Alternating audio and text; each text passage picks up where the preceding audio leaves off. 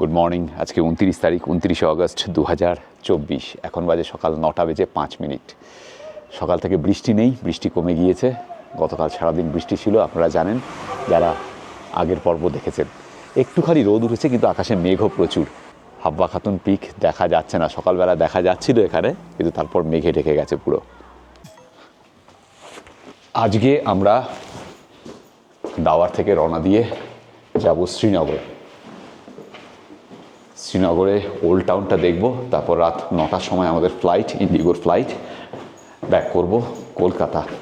এখন ব্রেকফাস্ট করে রওনা দেবো। 9:30টায় আমাদের রওনা দেওয়ার কথা, এখন বাজে ওই 9টা 5-7 মিনিট। ব্রেকফাস্টে আজকে আলুর পরোটা আর ব্রেড বাটার অমলেট, তাই তো? বাটার আছে কিনা জানি না, ব্রেড অমলেট বলতে পারিস। আচ্ছা। কালকে যেরকম দিয়েছিল। একটু রোদ ছিল, কিন্তু আমরা ব্রেকফাস্ট শেষ করতে করতেই সূর্যদেব মেঘের আড়ালে। এই কদিন যে আমরা ঘুরছি অফবিট কাশ্মীরে, আজকে সবচেয়ে বেশি ঠান্ডা ছিল সকালে, 13 ডিগ্রি সেন্টিগ্রেড। ভালোই ঠান্ডা, কিন্তু আরামদায়ক। রওনা দিচ্ছি আমরা এখন। সুপ্রভাত, আমরা এখন আছি গুরেজে, আর সবাইকে স্বাগত জানাচ্ছি আমাদের অফবিট কাশ্মীর সিরিজের অন্তিম পর্বে। এই একটা ভেজা ভেজা ঠান্ডা না, এটা অসহ্য। এই পিঠটা পুরো ভিজে গেল মনে হলো। হ্যাঁ, গুগলে এই গুরেজ থেকে শ্রীনগর অবধি, একদম লাল চকের ওয়াচ টাওয়ার অবধি ডিস্টেন্স দেখাচ্ছে 133 কিলোমিটার, কিন্তু আমাদের শওকত ভাই যা বলছেন যে অ্যাকচুয়াল ডিস্টেন্স হচ্ছে 145 কিলোমিটার। সময় লাগবে 6 থেকে 7 ঘন্টার মাঝে কিছু একটা। আর আমরা যাওয়ার সময় তারবল দেখে যাব, সেটা এই রাজদান পাস এর আগে ডান দিকে আমাদের যেতে হবে 5 কিলোমিটার। তারবল দেখে তারপর আমরা রওনা দেবো। আর আজকে যেটা বলছিলাম বারবার, যে ওল্ড সিটি দেখব শ্রীনগরের, সেটাও আছে প্ল্যানে।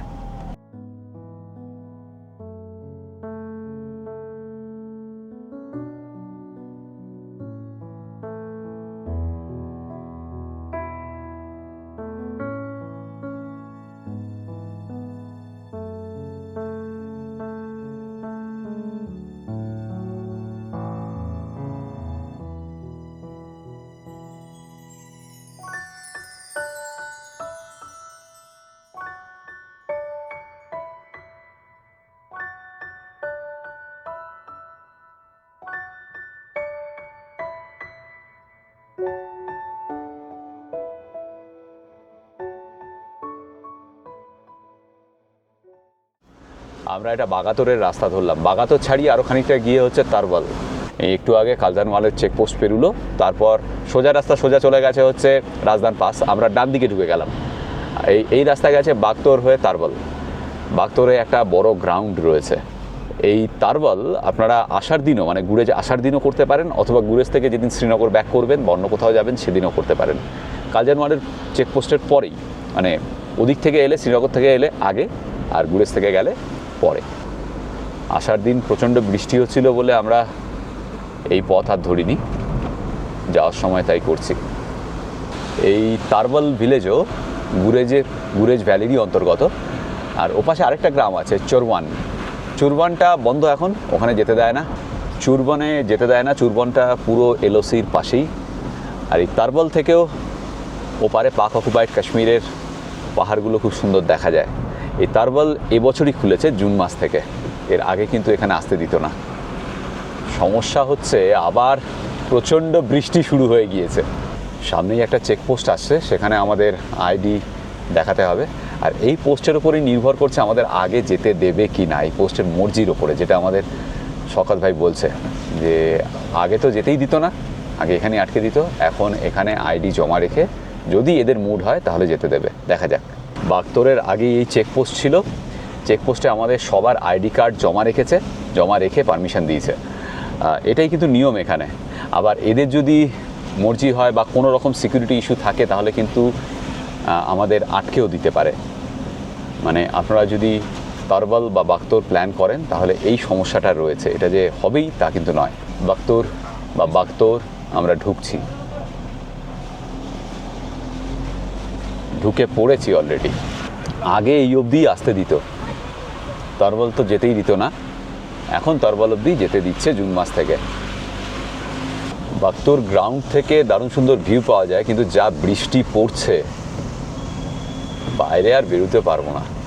তারবল গিয়ে গাড়ির মধ্যে থেকেই ভিডিও করতে হবে।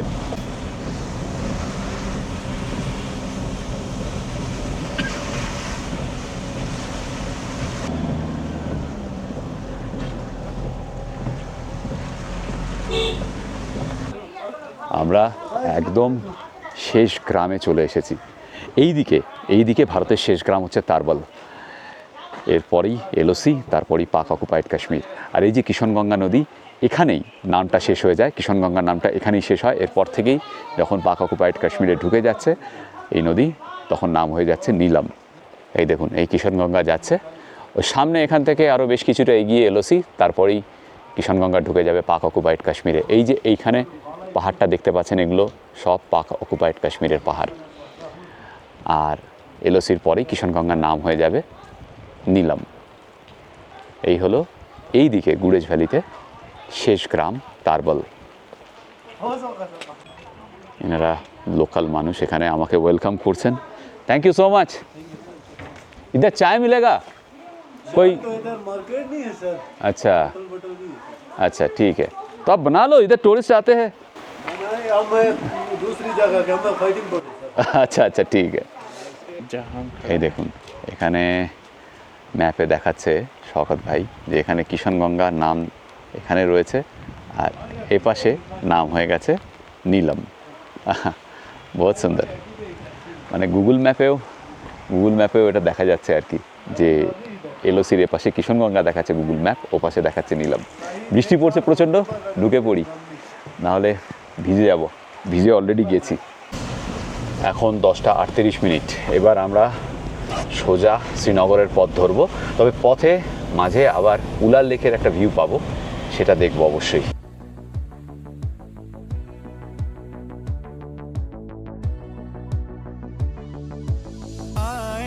पियाना संदेशा लाए सावन, तरसाए ना एक आंख मुझको भाए सावन, आए ना पियाना संदेशा लाए सावन, तरसाए ना एक आंख मुझको भाए। শুরু হয়ে গেছে সাংঘাতিক বৃষ্টি। ওয়াইপারের স্পিড দেখেই বুঝতে পারছেন যে কি পরিমাণে বৃষ্টি হচ্ছে। मोरा रोम रोम सिहराए, तू जो झूम झूम कर आए, मोरा रोम रोम सिहराए, जियरा जलाए झुलसाए, तेरा क्या जाए सावन, आए ना पियाना संदेशा लाए। আমরা বান্দিপুরা ছাড়িয়ে বেশ খানিকটা চলে এসেছি। এখন যেখানে আছি সেই জায়গাটা হচ্ছে ওয়ালুর লেক ভিন্টেজ পার্ক। এখানে ওয়ালুর লেক তো দেখাই যায়, উলার লেক বা ওয়ালুর লেক, স্থানীয়রা বলে ওয়ালুর লেক, আমাদের কাছে উলার লেক। দেখাচ্ছি আমি তার ভিউ। আর আরেকটা জিনিস পাওয়া যায় এখানে, সেটা হচ্ছে মশালা রুটি। রাস্তার ধারে মশালা রুটি বিক্রি করছে। এক মেরে লিয়ে বানাইয়ে। ये मसाला किस चीज़ का है? ये प्याज मूली। प्याज मूली भेज है? हाँ वेज है। এই দেখুন। और ये चना है सर। चना, चना है, काबुली चना। अच्छा काबुली चना दिए। काबुली चना वो पीस लिए हो आप? हाँ और रोटी घर में मेरे मैदे की रोटी है। मैदे की? देखी के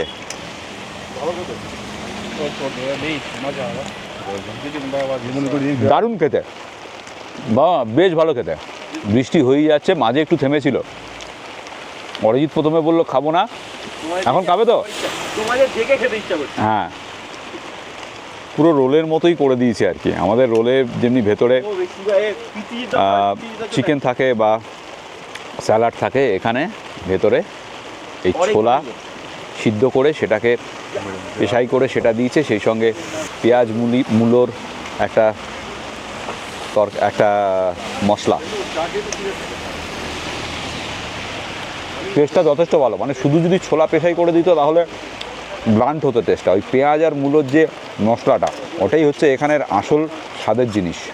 এই যে মশলাটা লাল রঙের। একা কিতনা লেতে হো আপ? 20 सर। 20 रुपीज़। দারুণ দারুণ दारुण तो? দারুণ। जबरदस्त सर, घर में बनाते हैं। अच्छा, घर में बनाते हो दही? একটু দই ঢাললো। और भी अच्छा हो जाएगा। 20 টাকায় বেশ ভালো খাবার। এখান থেকে দারুণ ভিউ পাওয়া যাবে উলার লেকের। এই যে সামনে উলার লেক, এশিয়ার দ্বিতীয় বৃহত্তম লেক হচ্ছে এই উলার, মিষ্টি জলের লেক।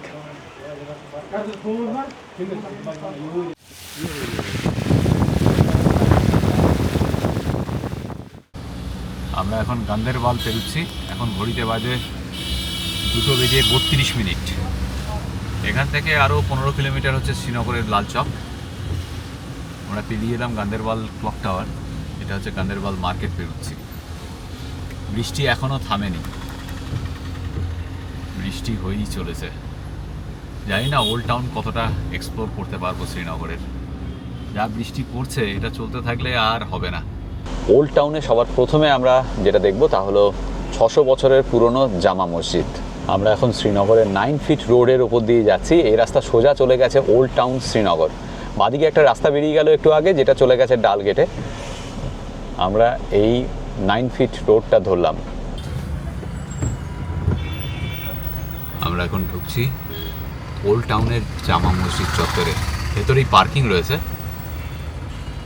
এই ডান দিকে হিস্টোরিক্যাল জামা মসজিদ।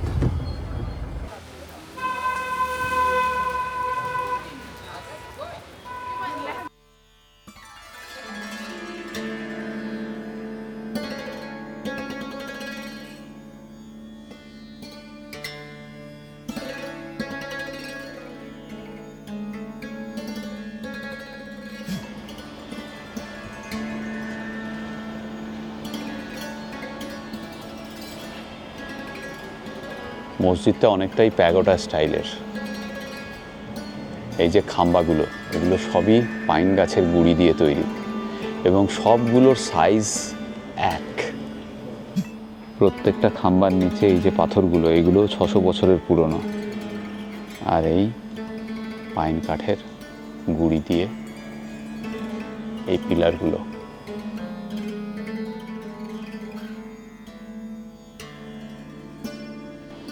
এখানে মোট 1000 পিলার রয়েছে। এই যে 1000টা পিলার রয়েছে, এর মধ্যে বলা হয় মিথ যে একটা পিলার জান্নাত মানে স্বর্গ থেকে নিয়ে এসে এখানে লাগানো হয়েছিল। কোনো একটা ফরিস্তা এসে লাগিয়েছিল, কিন্তু কোনটা সেটা আইডেন্টিফাই করা নেই সঙ্গত কারণে। যে মিস্ত্রি ছিল, কারিগর ছিল, তারা মানে ব্যাপারটা এরকম, গল্পটা এরকম, তারা 10টা পিলার একদিনে লাগিয়েছিল, পরের দিন সকালে উঠে দেখে 11টা হয়ে গেছে।